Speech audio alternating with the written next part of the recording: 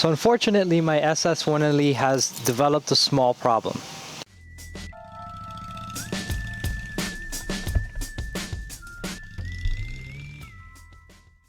Unfortunately, it looks like my SS Headlight has developed a small problem, and I'm not talking about the amount of filth that's on the front end of that. That I'll take care of with a quick wash. Check this out. Notice something wrong here? Only one headlight's coming on, which means I gotta replace my driver's side, but because I'd like them both to be about the same color temperature and I want to upgrade the color temperature, I'm gonna go ahead and move from a 4300 Kelvin bulb to a 5000 Kelvin bulb. So I'll be swapping both these out for some Morimoto ones from the Retrofit Source, and I'll show you guys how to do that. So here are my new light bulbs. I'm gonna go ahead and install these guys in the car. Very simple. There's just kind of like a little box with a bulb attached to it. So let's pop the hood and let's show you how that's done.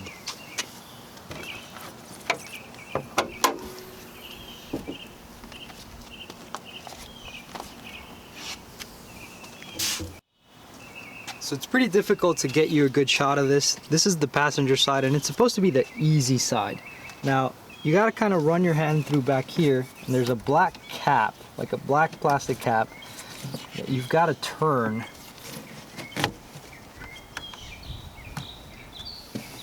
And then you should be able to pop out the bulb. So there's the plastic cap. Now, you got to be able to reach in there and basically you're gonna reach in blind, grab a little tab on the base of the bulb where the connector is, kind of undo the connector and turn the bulb and pull it out. You can actually see the bulb in here.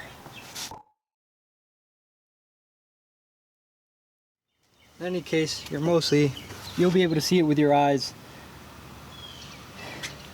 You should mostly be able to take it out.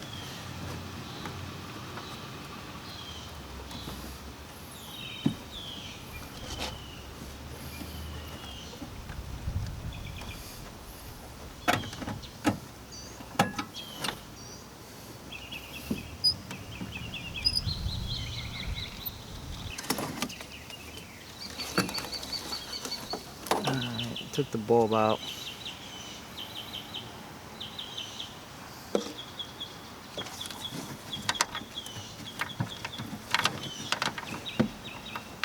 Connector doesn't really travel very far, unfortunately, so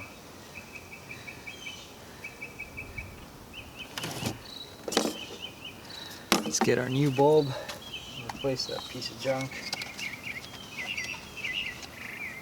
Definitely got an odd look to it.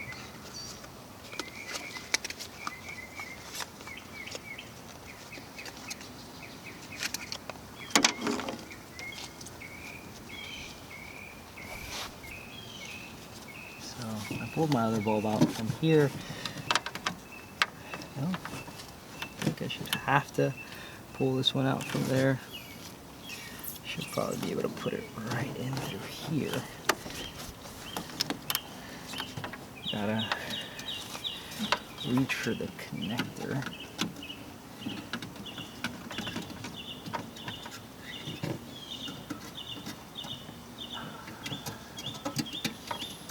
It's one of those things I really don't like to do, because I keep going in blind.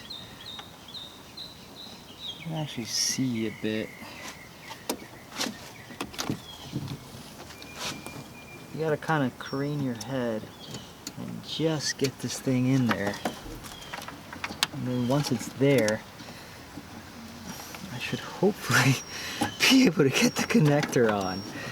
Oh God, like this is one of those things in life that's just needlessly difficult because no one thought about the reality of what it was gonna be like to change. No one bothered to care what it was going to be like as a human being attempting to install this. Okay, you basically get it in, turn it clockwise, and then in just as blind of a fashion, attempt, almost in vain, to plug this connector into the bottom. It feels like something happened, and it didn't. Okay, turning my head this way, I can see just enough to know that I need to move the connector over a ways forward and off to the left, and there it is. The connector's in, and I'm pretty sure that bulb is in where it's supposed to be. It's locked in position and it won't back out, so that should be okay. And let's try to put this cap back in. It's got 4 nubs. It should align to some nubs in there, which of course I can't see,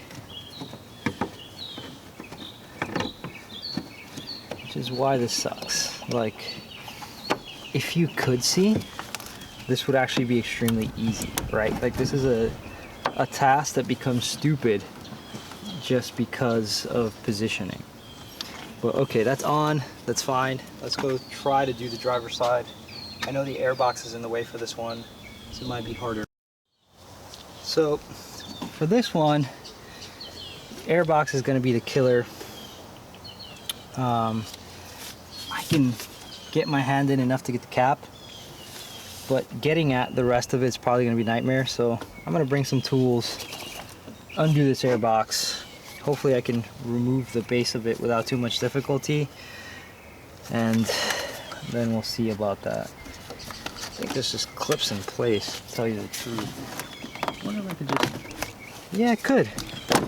You could just pop the airbox out without undoing anything else. That's good to know. There's a wire harness that I can undo to make this a little easier. And then this connector here.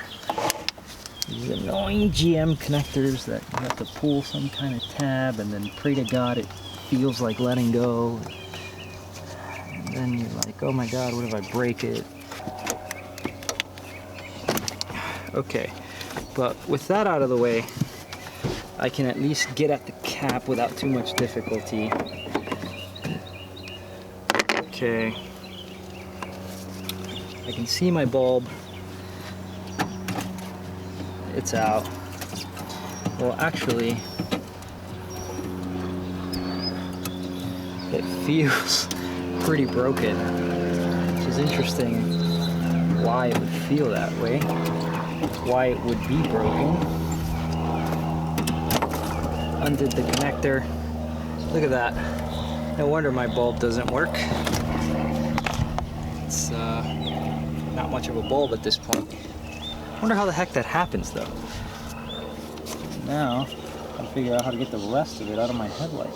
That's the other part that's not fun.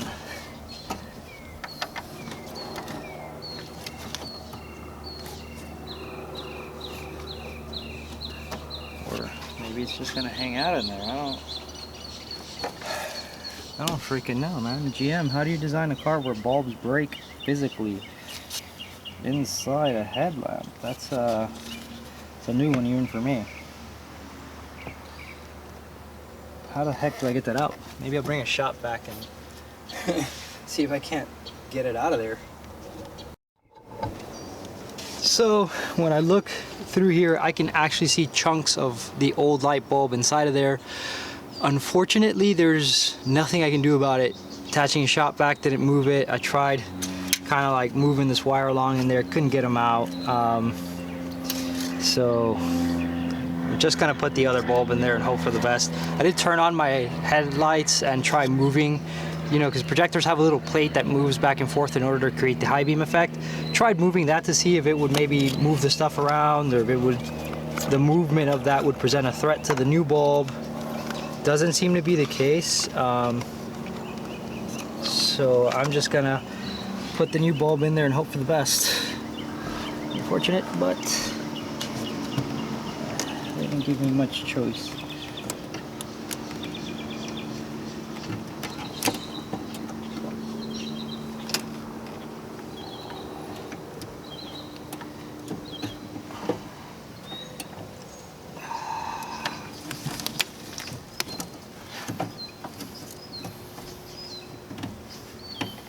Alright, new bulb's in. Pop the connector down there, which again, really hard to do just because it's hard to see everything, but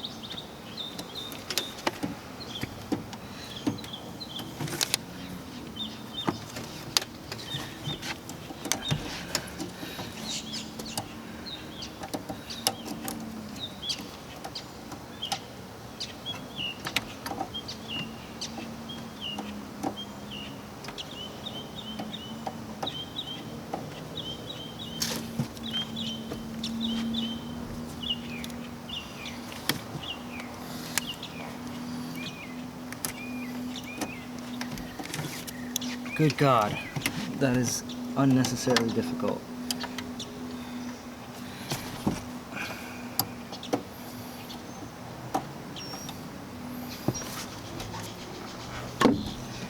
Wonder if I couldn't get it on before putting the bulb in. Might make it a little bit easier, but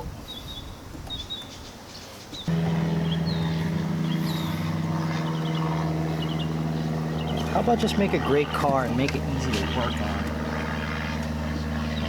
Like, if I gotta go to the dealership to have them change a light bulb, that's stupid. Shouldn't take but 5 minutes to do something like this. And there shouldn't be any disassembly required. It's the part that bugs me. Like, why should I have to take that out? Let me test this stupid headlights.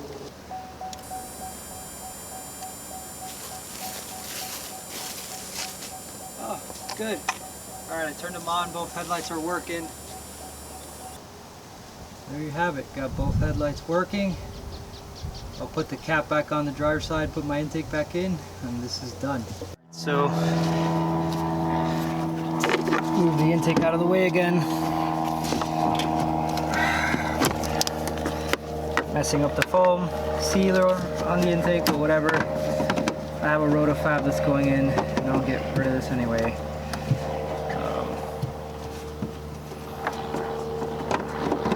Put this little cap back in. It's locked in place. Now, pop the intake back on where it goes.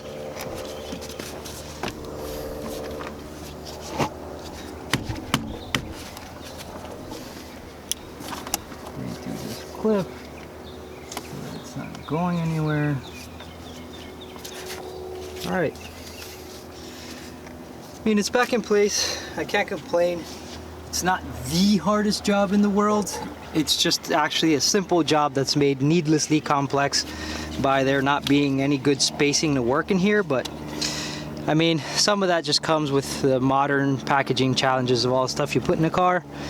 But overall, it's a job that's not the end of the world to do, and I'm happy to have, you know, functioning headlight again and a nicer Kelvin temperature that should give me a wider, brighter light output. It's a better quality bulb, so hopefully that lasts and doesn't come apart on me, but I will keep you guys posted on that.